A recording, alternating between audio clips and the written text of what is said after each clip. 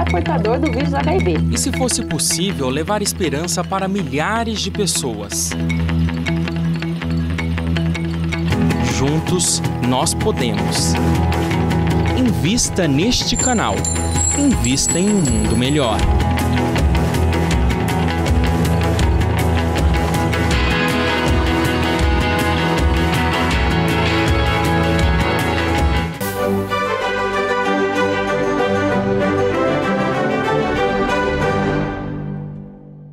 O Espiritismo, para Leon Denis, é o grande consolador prometido por Jesus de Nazaré, mas não somente pelo conhecimento que produz, mas pelo sentido que confere à própria existência.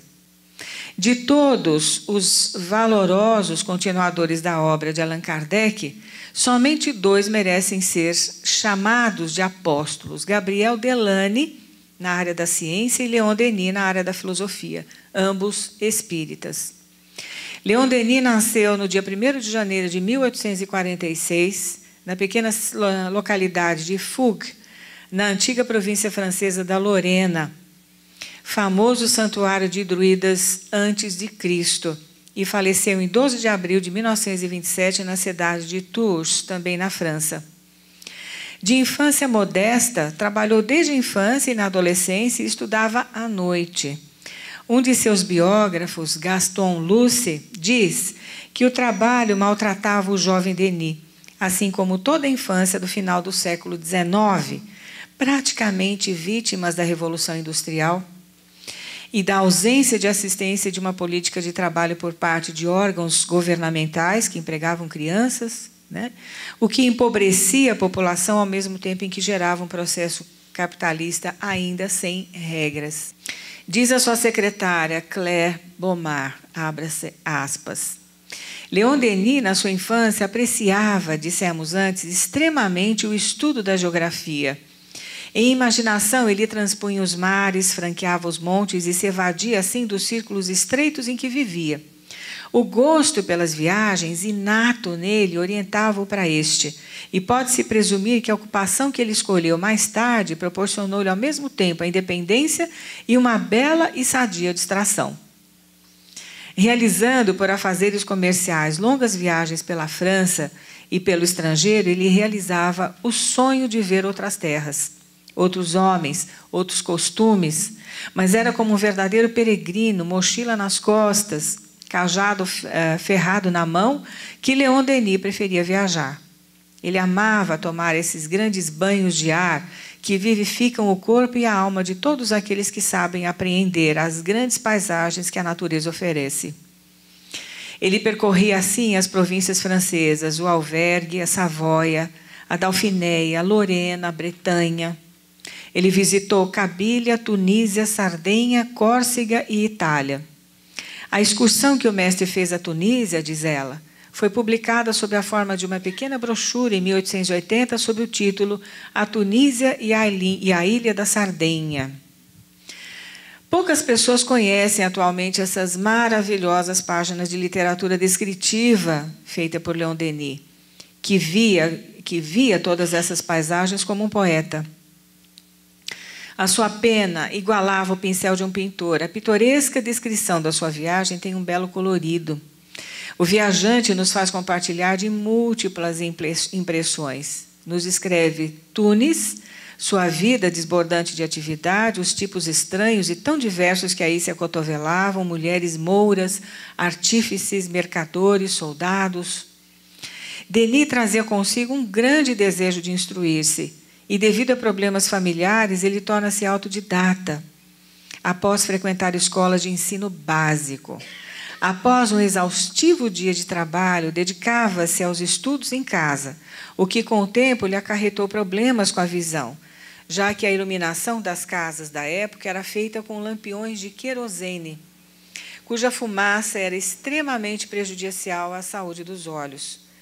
Ao tornar-se adulto, emprega-se como representante comercial, o que lhe acarreta ascensão profissional, permitindo-lhe viajar e dar continuidade aos seus estudos e pesquisas.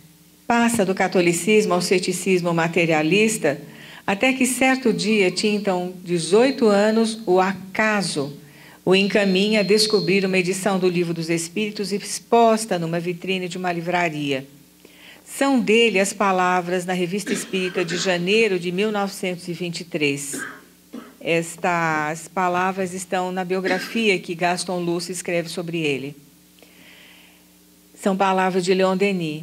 Adquiri logo o Livro dos Espíritos, e lhe assimilei o conteúdo. Encontrei nele uma solução clara, completa, lógica do problema universal. Minha convicção se firmou. A teoria espírita dissipou a minha indiferença e minhas dúvidas. Li o livro com avidez, escondido de minha mãe, sempre muito cuidadosa com muitas leituras. Porém, ela havia descoberto meu esconderijo e, por sua vez, li essa obra na minha ausência. E acrescenta, ela se convenceu como eu da beleza e da grandeza dessa revelação. Vejam só. O fenômeno das mesas girantes era então parte das festas e reuniões da sociedade francesa. Émile de Girardin, Victor Hugo, Victorien Sardou, Théophile Gautier. Esse último escreve o primeiro romance espírita chamado Ignorado Amor, que foi lançado aqui no Brasil pela FEB, Federação Espírita Brasileira. Esse romance improvável é muito interessante porque conta a história do amor entre um homem, um jovem desencarnado e uma jovem encarnado e uma jovem desencarnada. Muito interessante essa história. Escreviam peças e romances com a chancela espírita, esses autores, assim como o próprio Camille Flammarion, que escreveu um livro chamado Estela, onde ele coloca o seu padrão de amor entre o homem e uma mulher, da forma como ele entendia, a forma sublime do amor entre um homem e uma mulher. Médiuns célebres, portanto, eram convidados para dar sessões para o imperador e a sua corte na época. Corria o Segundo Império Francês, com Luís Bonaparte, coroado como Napoleão III, e que durou de 1852 até 1870. Então, se nós formos verificar aqui, esse império de Napoleão III abrange o surgimento da própria codificação espírita. Na biografia de Kardec, nós encontramos algumas visitas que Kardec fez a Napoleão III a pedido deste, para que ele explicasse a doutrina espírita e os fenômenos que ocorriam na França naquele momento. Portanto, havia um interesse muito grande por parte da corte francesa desses fenômenos explicados à luz da doutrina espírita. Como curiosidade, a ambiência política, como curiosidade para nós que estamos aqui, a ambiência política vigente durante a vida de Leon Denis enfrentou a principal guerra que o Segundo Império Francês participou, que foi a Guerra Franco-Prussiana, que ocorreu de 1870 a 1871, onde na Batalha de Sedan, em 1871, Napoleão III foi feito prisioneiro. Assim chegou ao fim o Segundo Império Francês, um momento marcado por guerras, mas também marcado por avanços culturais. Afinal de contas, exatamente nesse momento, Paris se transforma na conhecida Cidade Luz, exatamente nesta fase da sua existência. Uma cidade onde eram realizadas feiras mundiais de tecnologia e inovações, muitas delas frutos da Segunda Revolução Industrial. Pode-se comparar, portanto, Napoleão III à figura de Péricles na Grécia, porque ambos foram mecenas das artes e da cultura em seus países.